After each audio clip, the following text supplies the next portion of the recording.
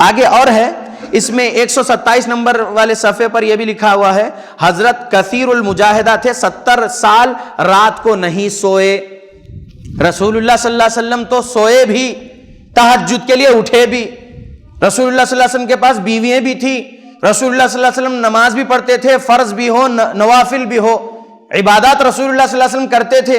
لیکن یہاں پر ایک پیر کا واقعہ لکھ دیتے ہیں، بس لکھتے ہیں کہ 70 سال رات کو نہیں سوئے محی الدین چشتی صاحب۔ یہ لکھا ہوا ان کی کتاب میں، یہ جھوٹ ہے لوگوں، یہ جھوٹ ہے لوگوں، اللہ سے ڈرنا چاہیے، ٹھیک ہے۔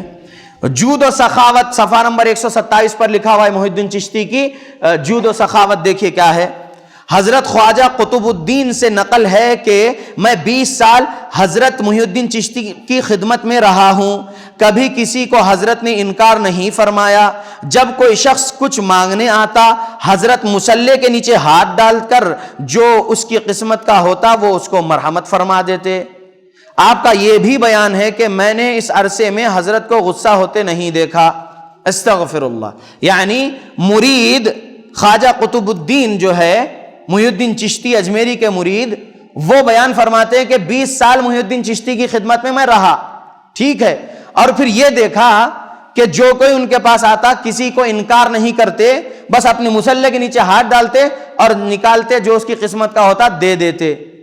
ایسا کیا تھا مصلے کے نیچے؟ سبحان اللہ، یہ ہے دیوبندیت، تبلیغیت، صوفیت، سبحان اللہ، اللہ ہدایت دے ہمارے ان بھائیوں کو۔ یہ سکھا رہے ہیں اکابر علماء دیوبند، شرک کرنا، بدعت خرافات کرنا سکھا رہے ہیں۔ اور اگر ہم یہ باتیں ان کی کتاب سے کھول کر بتا رہے ہیں کہ دیکھیے کتاب آپ کی، لکھنے والے شیخ الحدیث دیوبندیوں کے، چھاپنے والا مکتبہ دیوبندیوں کا، اب اسی واقعے کو میں قرآن کی ایک آیت پر پیش کر رہا ہوں، سورہ انعام سورہ نمبر 6 آیت نمبر 50۔ اللہ رب العالمین نے فرمایا ہے قل لا اقول لکم عندی خزائن اللہ، آپ کہہ دیجئے اے نبی کہ میں نہیں کہتا تم سے کہ میرے پاس خزانے ہیں اللہ کے، نہیں ہے میرے پاس خزانے، کہا رسول اللہ صلی اللہ علیہ وسلم نے۔ محمد رسول اللہ صلی اللہ علیہ وسلم کے پاس کوئی خزانے نہیں تھے، تاریخ گواہ ہے، احادیث کی کتابیں میں لکھا ہوا ہے ایک قصہ جنگ خندق کا بھی، اور دیگر ایام رسول صلی اللہ علیہ وسلم کے، کہ رسول اللہ صلی اللہ علیہ وسلم پیٹ پر پتھر باندھے ہیں، رسول اللہ صلی اللہ علیہ وسلم کے صحابہ بھی پیٹ پر پتھر باندھے ہیں۔ رسول اللہ صلی اللہ علیہ وسلم کے پاس ایسا کچھ بھی نہیں تھا کہ جو ہے جانماز کے نیچے، مصلے کے نیچے ہاتھ ڈال رہے اور نکال رہے، دے رہے۔ یہ صوفیوں کے پاس ہو سکتا ہے جو قرآن حدیث کے خلاف میں عقیدہ اور عمل رکھنے والے، ان کے پاس یہ ہو سکتا، لیکن قرآن اور حدیث والوں کے پاس یہ نہیں ہو سکتا۔ اللہ کے بندو، اللہ کی جو شان ہے، اللہ کے جو صفات ہے، اللہ کی جو قدرت ہے، وہ اللہ کے لیے خاص ہے، اس میں کوئی نبی بھی شریک نہیں ہو سکتے۔ اور جو نبیوں کے ہاتھ پر معجزہ اللہ رب العالمین کے حکم سے ہوتا ہے، وہ نبیوں کی شان خاص ہے اللہ کے طرف سے۔ اب ویسا معجزہ کسی امتی کے ہاتھ پر نہیں ہو سکتا۔ یہاں پر سبحان اللہ امتی ہے یہ محی الدین چشتی اجمیری، وہ بھی صوفی ہے، صحابہ کے مطابق عقیدہ نہیں تھا محی الدین چشتی اجمیری کا، ٹھیک ہے، صوفیت والا عقیدہ تھا، مراقب تھے، وہ مراقبہ کرتے تھے، ٹھیک ہے۔ تو یہ ایسے صوفیت کے عقیدے والے، ان کے لیے بزرگ ہے، ان کے لیے سلف ہے، ہمارے لیے نہیں۔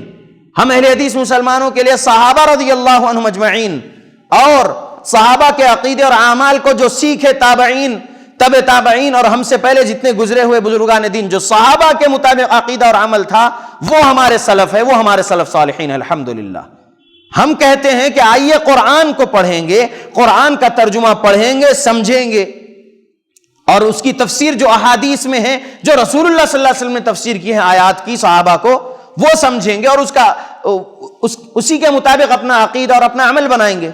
ہم اہل حدیث یہ کہتے ہیں، تو یہ دیوبندیت والے ہم کو جو ہے کہتے ہیں کہ نہیں، تم جو ہے غلط لوگ ہو، تم صحیح لوگ نہیں ہو۔ استغفر اللہ۔ اہل السنہ، اہل الحدیث ہی حق پر ہے، الحمدللہ، کیونکہ ہم کسی سے بھی کچھ بھی سنیں گے یا کسی بھی کتاب میں کچھ پڑھیں گے، پہلے اس کو پیش کریں گے قرآن اور صحیح احادیث پر۔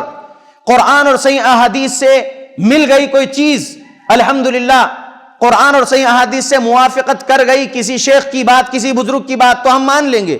اور اگر کسی شیخ کسی بزرگ کی بات قرآن اور صحیح حدیث سے ٹکرا جائے گی تو ہم وہ بزرگ کو بھی چھوڑیں گے, بزرگ کی بات کو بھی چھوڑیں گے, اور ان کے پیچھے لگیں گے کہ دیکھو اس سے توبہ کرو, یہ شرک ہے, یہ بدعت ہے, یہ خرافات ہے. ان سب چیزوں سے توبہ کر کے آ جائیے, قرآن اور صحیح احادیث کے راستے پر آ جائیے, ہم یہی کہیں گے انشاءاللہ.